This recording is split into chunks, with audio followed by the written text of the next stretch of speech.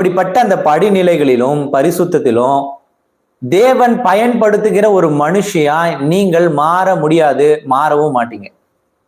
யாருடைய சரீரத்தில் எல்லாம் இந்த உலக முத்திரை வந்துருச்சோ அந்த உலக முத்திரை இடுகிற சரீரத்தை தேவன் பயன்படுத்த மாட்டார்.